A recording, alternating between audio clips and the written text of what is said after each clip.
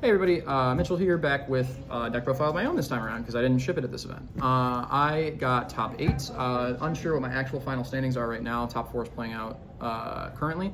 I played a combo Deku deck that I kept telling myself I would play at events and then was a coward and changed my mind. But I think he's got a pretty good position in this current format against things that are not exactly Hanji, at least the way that my list is currently set up. But that's remedied, and I'll talk about that later in the video. But I would love to talk about how my deck performed this weekend. So I played Midoriya on the move, Deku whatever number. Front side is commit for -3 speed, +3 speed, which helps with all of your Fajin stuff. Helps with your commits to draw cards and stuff like that. Notably on the front side, in this meta, where if you're losing the die roll, Peek and Porco are fully capable of potentially turn 2ing you or doing a lot of damage. I play enough Vestige cards. I did the math at one point, and the ratios are correct for me. But you usually will have a Vestige card in your hand and be able to block one attack, so you can stop one gigantic move and block one thing.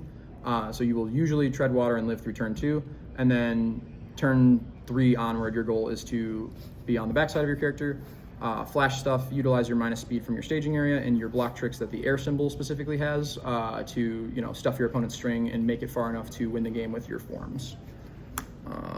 Depending on how this is sorted, we will be starting with attack cards. There we go. I am a very good professional. I played a 1 of Female Titan. This card was very good for me on the whole over the course of the weekend. I did not play the form on this card at all prior to Top Cut, and then in Top Cut, I was so happy to have it. I originally told Phil when he told me to include this that I think it would be a lot worse in a less fair format, because right now every deck is kind of unfair, and this deck shines in the mid game when you can keep it on board and fetch your Phantom Threats or your Fajins because punches and kicks on the back. But it's hard to play this with any amount of forms on it. And if you play it with no forms on it, 7 high is peak stats and people are prepared to block that. So it's worse in that regard, but getting it transformed is super duper good. So we played one of it. It's also a good high block, and we play some number of infinite potentials, so our high blocks being equitable is important. We played 2 Kraken because air is the symbol that has the most amount of things that can touch your opponent's stage. Kraken specifically is important because it turns it off for a turn cycle, so if you can't necessarily go for it in that same string, you can at least turn it off for another turn cycle and put them on better have another answer. And sometimes the 2 speed and momentum is a little bit relevant. On top of that, if you're playing this as your poke on the front side of your character before transforming, 7 high for 6 is pretty good on the first turn. So there's that. I'm gonna go in the other order because I'm gonna talk about all the cards that touch your opponent's stage. Aerial Goblin Bolt is a very, very, very good card. It helps you in, we theorized specifically in the Porco matchup, it has a really interesting interaction with Sweeping Daggers, where you put a very little amount of forms on your Sweeping Daggers, copy their Mighty Blitz from discard pile by removing it, use the Mighty Blitz to shove Goblin Bolt in, which beats the barrier shield, and then you give it plus damage because this is a high, and then if you have any amount of momentum, you peeled the powerful 4 off of the Mighty Blitz, so you can, in very few forms, have a safe Sweeping Daggers line to kill your opponent early, which means that Porco doesn't have enough time to set up and then get to the point where your block tricks won't work on them. This is also very good, like I said, in terms of having cards that touch your opponent's stage on your string. You don't have to really commit any forms to this. You just want to get to the Blitz, seal their Problem Foundation, and then have the response enhance/Blitz cancel, and then put forms on stuff and throw a Fajin or a Phantom Threat at them. Fajin's your best flow attack in the deck, bar none. It prints you momentum. I don't really care if it hits early. Late game, it can be copies 3, 4, 5, and 6 of Phantom Threat. On its own, Fajin beats a speed reset, quote unquote, because it prints enough momentum for you to EX3 it back up to what they took away. And then with Guardian Angel of Chinatown from the new Street Fighter decks, you can kind of finagle this into being a Phantom Threat as well, because you can beat 1 damage reset and 1 speed reset, even in the enhanced step, as opposed to skipping it with Flash. 2 Sweeping Daggers. A change that I should have made because we correctly assumed that Hanji or backups decks in general would be probably like the best thing going into the weekend, but I didn't index enough for it. I should have put the sweeping dagger I have on my side into my main, probably cut, I don't know, maybe one bolt or a female, which was the original thought process that I had, but this wound up pulling its weight a lot. Moved the third sweeping into the main, and then sideboarded 2 copies of Violent Animus Shot, which is also on air, because backup decks are so important, and Violent Animus being able to take away the 9 Titans from Hanji that you can't interact with otherwise is really, really good. A tech include for this event that I was thinking more of these decks would show up is the 8 Reversals Rodan, the boogeyman that didn't actually exist, or if it did, it didn't convert. This is a flash. It has actually 0 card text, but it says ranged, which is important because they cannot use the the 4-high reversal thing that makes anything other than a ranged 4 speed. And they can respond, make this a high with incredible or infinite potential, excuse me. And they can't interact with this. This is also a pretty profitable poke half the time if you put any forms on it, because not going to the enhanced step means that peaks can't like transform, Porcos can't mill, like all of these other buttons that your opponents want to press cannot be pressed, and you usually print this card itself as a momentum. That's pretty good in that regard. And then obviously the like combo kill part of the deck is the Phantom Threats. The way that this works is on the 5th damage response of this, which Deku can put a bunch of floating forms on, you will give this +1 more speed, and then it draws you a card and gains flash. So that will skip the enhanced step. Your breakpoints in this deck, it is with a Fajin in your stage, comically easy to deal 23 damage total. So a lot of these and a lot of what you're going to be angling for over the course of your turns to set this up is putting your opponent below that threshold or printing enough momentum with this that when you use your first enhance without using the 5th response on this, powerful 3 to give it the last damage pump and skip their enhances. You're going to be counting in multiples of 3 with your momentum either under your character or with your Fajins in your stage or with your second wielders, I believe is what it's called, that lets you spend it from your stage for EX or powerful. So there's a lot of math to go through with this. Doing it in a reasonable amount of time is a little bit hard. I have a lot of experience with the deck, so I was trying my best to play at a reasonable pace this weekend. But I really, really like this attack lineup a lot, and I think that it is a very cool deck. Non-attacks and non-foundation cards are next. We have 4 Airy Smiles, one of the best block tricks right now. A lot of people are trying to loop the same attack over and over again, and making them play on slightly higher progressive is pretty important. On top of that, a lot of the best attacks in the format are high, and because we have infinite potential, we can change things to high and use this whenever.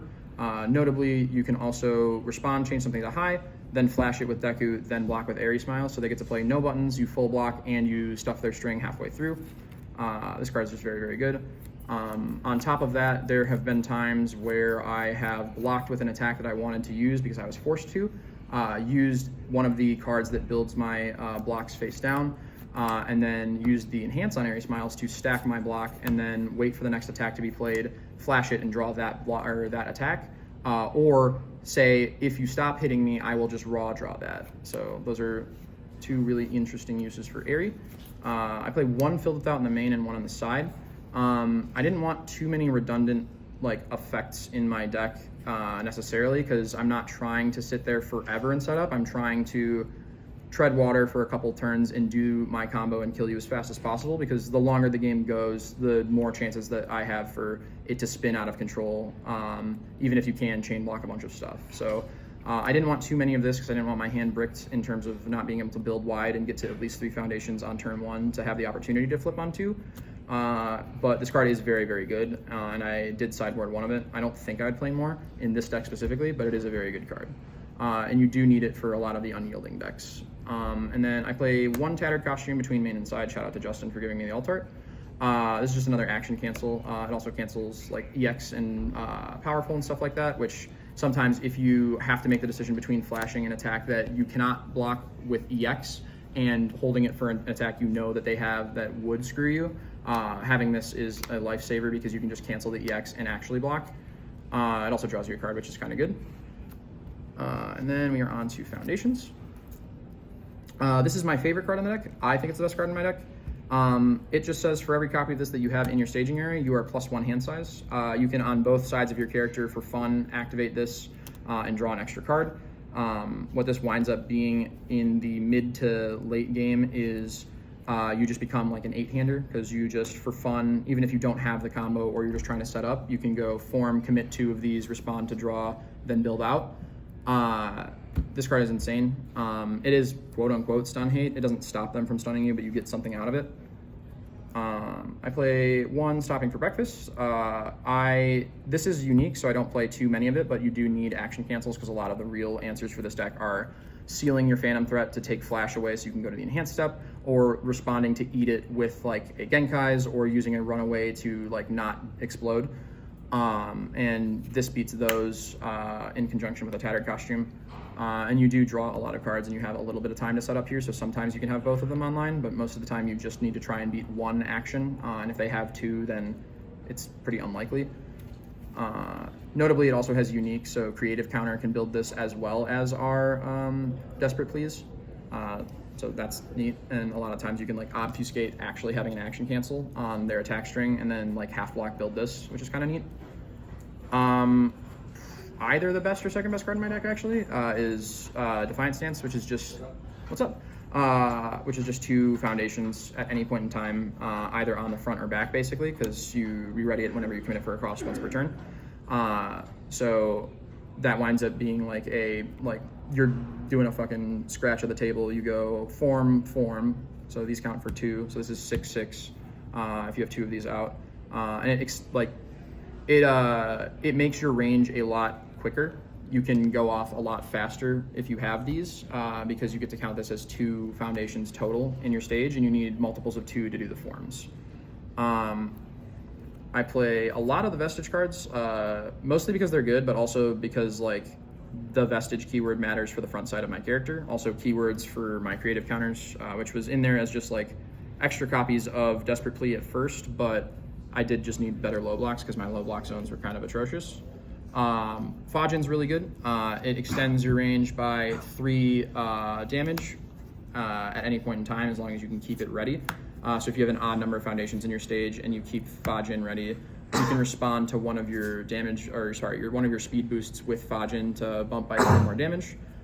With Phantom Threat specifically, this is +6 damage because it puts itself in momentum as a response, and then you have the 3 damage from its own effect and the powerful 3 from Fajin, or from Phantom Threat, excuse me. That's why I said 23 is the really easy break point in this deck, because if you have a Fajin in your staging area, you put the 4 forms on it. Fajin for 5. Do not use the 5th response there. Shove this in your momentum. Your first enhance is powerful 3 with this, and that's 20 damage right off the rip. And that's like pretty safe, reasonably. I play 2 First Wielder. First Wielder is just another Vestige. It gains you some amount of health, and then if you flip, which I've transformed back and forth a couple times over the course of the weekend, depends on the matchup, and if like having a Vestige to respond to stop something from killing you matters more, or having the minus speed and like blocking a bunch of things in a row matters more. But this is just good in general. If you build this early and you transform on like 3 foundations, you get to usually have 1 up for your builds, so you can build pretty wide. 2 copies of Second Wielder. It is the worst of the Vestige cards. It helps you extend your range because this just counts for a multiple of 3 from your staging area, because it can be spent for EX or powerful. If both players have 6, which usually they do. I played 2 Sidestep. This card's also very good. I was a little flush with high blocks, but I needed cards that had text when I was flipped over. And drawing extra cards is good because it helps you fuel your 6th Wielders. 6th Wielder is an insane defensive piece, and just having more cards to throw at that in conjunction with like drawing cards off of your Heroic Passion, it's a lot of like moving parts that make the deck pretty solid. Moment of Normalcy, it's a 1 of, everyone should play it because duh. Macho Concealment. A lot of the backup decks got a lot more popular when I, in the past month. Not enough for me to use my head and put Violent Anima Shots in my deck anywhere, but enough for me to go, oh, that card says Deadlock, which I will be in, spoilers, plus 80 bajillion speed. So I should probably be able to cancel that. It also cancels Moment of Normalcy, so it's just a good card for that. End the cycle. Currently a 1 of. It was pretty good, but I don't know if I'd play more of it. Usually you just need to use it the one time, and if you play like a 2 of in this deck, it's because it's like good enough to be used twice, so you want 2 of them in your staging area at any point. But end the cycle in conjunction with like, you know, flashing something and blocking later means that you can play on like very low like difficulty to actually pass that check. So if you like real block something, then flash block something, and then later you can go like -5 speed to anything because it counts both card pools. In conjunction with 6-wheeler, also you can just like shove an extra card in your card pool, and this becomes like a combo of -5 speed basically at the cost of committing 1 foundation. So this is pretty good. Also a low block. For 6-wheeler, like we were talking about, Vestige, high block, 1 diff spam, does all the things I already said. What more could you ask for? Desperate Plea is a 4 of. This is new training method light. Card is insane. I'm very, very, very happy that I can play 4 of this card. It being a 4-check matters a little bit insofar as sometimes your lines are less safe because you checking a 4 means that you might have to commit your character if your staging area is at an even number. Or if it's at an odd number, that means that you don't get to keep up the 1 foundation that you were planning on keeping up. Like if you were keeping up like an action cancel, and you have to choose between either full sending and committing your character or committing your action cancel. But there is a 16 attacks in this and 69 cards, so like more than likely you will check well. So it's fine. Phil's gonna roast the shit out of me. I played 3 Elegance and Beauty. This card does have text, despite what some people would lead you to believe. It says kick on it, which means I can build it with creative counter. I needed more low blocks, and it has text when I'm on the backside. It's also a good spam card. Also, new Street Fighter cards, Pog. This was pretty good over the weekend, to be honest with you. I was not ever sad that I drew it. In matchups they didn't play lows that I gave a shit about. I just free built this all the time and was happy either way. 2 of this card, which is really, really good. The only reason I don't play more Street Hero is because by the time you turn this on, usually that's like the killer is like they play an attack, you block it. They play another attack, you flash block it. They play another attack, you Street Hero pick up 1 of your block tricks and then block it 1 more time. And then usually that's the end of their string and you don't need to do it again. So I never really needed more than 1 of this ever in a game. And playing 2 of it meant that I saw a reasonable enough amount of the time. But it was very, very good this weekend. I used it a lot in conjunction with like the Goblin Bolt card pool effects because I would go block with a bolt, use the response in card pool, block something else, Street Hero pick up the bolts, block with the bolt again, and then they would not be able to press their button that would for sure kill me at the end of a string. So that's pretty good. On top of that, you can like loop Ares against the decks that are trying to Falling Titans loop you if they get that far. 2 creative counter, mentioned about why we play that earlier, plus it's like a 2 low block. 2 infinite potential. This card's very, very strong. To be honest with you, I probably should have played more of it, just because I do play 4 Aerie and I play a lot of like high block foundations in general. Response speed, set something to high, and then you can, in conjunction with your character, flash that also. So you get to flash, block trick, full block anything with an Aerie like halfway through their string, which is usually what you have to do, and you have to kind of like really, really greed your flash and like screw them halfway through their string. And this is very good for that. Also, it's a +1 high block. I miss MHA1 so badly. Please give us foundations with good blocks. 1 Shobijins, because breaker and unique. Also a keyword to build off of creative counter. 1 Guardian Angel of Chinatown in the main board. Like I said, this stopping them from doing other minus damage responses and locking your attack at not being able to be DR'd for the turn is really sick. Usually you only need to resolve this once per game. That's why there's 1 in the main. Post board, I have 1 more because it's a little bit like helpful to see it sooner in those matchups, or to be able to use this on like your poke and make sure it hits them in the DR like Hanji and Zeke meta. So like sometimes that's helpful to get to those breakpoints and make sure that you get momentum in general. Air 0 diffs are atrocious, but this one's pretty good in this deck specifically because it ignores prog on block. And when you're shoving a million cards in your card pool with your like, you know, effects that give minus speed and by blocking in general, if you hold this as like a flash on a 3 mid block at the end of a string, you can half block anything at the end of a string. And then 2 class memberships to kind of smooth out high blocks in general, and also like the life gain on partial kind of matters sometimes. But you know, we use every part of the buffalo. Onto the sideboard, the 1 sweeping daggers, like I was saying, very good into the Porco matchup, and a lot of matchups where you can like take their Krakens. It's very good as well because you can play a very safe, like on a 4, even if you check a 3 commit 1, if you put some amount of forms on it. There's other attacks in the format that you can like peel things off of that matter a lot. If you're losing a deadlock battle like really bad against like a control deck, you can, you know, copy one of their deadlock effects with this. It's pretty good. I don't have to make a case for sweeping daggers. This card's broken. I played 1 cape. There is a lot of asset hate in the format. A lot of people are playing Lunar Rings. A lot of people are playing Krakens. But the backup decks don't really have a way to interact with assets, and this stops Falling Titans loops by getting rid of it. It's also like hard for them to interact with it, period. And then in general, you just like can build this off of blocking with it with your Desperate Please. You can obfuscate it like that. And it's just like a good card to have at least one of. Like I said, you only really need to resolve it once per game half the time, but just having it in general is helpful, especially in an open decklist format because now they like think about it more. Second Filled Thought, covered that already. Something that I think I over-indexed on slightly this weekend was my sideboard for like string deck matchups. We thought there'd be some number of pony here, and there either weren't or they didn't convert. These are both really good at stuffing strings. The problem, however, is against against Peak, you don't really want to get hit because they hurt a lot. And getting hit means that the asset can tap this, so this is not good against Hanji. And getting hit, period, means that you're taking a bunch, and Kaya's still really hurts to use. But these were for like metaphorical string decks that could have existed. This is very good against Porco, don't get me wrong. But against Porco, I could not find space to play all of these things that I wanted to bring in. I wanted to bring in 4 for sure, plus the sweeping and the cape. So it was hard to find space to put the second one of these in, so I'd probably trim one of that in the future. But yeah, these were, I did bring them in sometimes. I just never brought in the second one of this, so that's probably one of the cuts for the Violent Animus shots, which, spoiler alert, you should run because backups are good. And I'm dumb and didn't.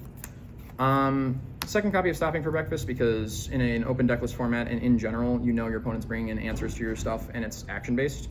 The only response cancel on air that I could find that doesn't suck or exists, period, is the Special Forces Elite reprint, which only works in Deadlock, but it's for those tough in-ground stains when you really just need to set up the ultimate I can't be stopped combo, and this helps cancel like any response hate that they have or any like other type of shenanigans that they can be doing. And then the second copy of Guardian Angel just to help against those answers that they bring into your answers. Notably, also, I'm only running 2 copies of Phantom Threat because Peak is very good at putting enough damage on this to flash it at you, which means that now not only do you have to seal all of their actual good attacks, you have to be wary of potentially having them steal with a Sweeping Dagger your best attack and then destroying you with it. So that's part of why I only play 2 of that. But yeah, all in all, I had a really, really good time at this event, and I'm very happy. Shout out to the new Michigan boys from locals, team Chill Boys Together. Shout out to the MGLA, all of my friends that I came with. Shout out to Nate for recording. Thank you so much. I believe this puts me in enough Worlds points that I can kind of like coast into day 2. So I'm pretty excited about that. But yeah, I will see you guys at the other regionals, and I'm pretty excited to talk about this deck if anyone wants to.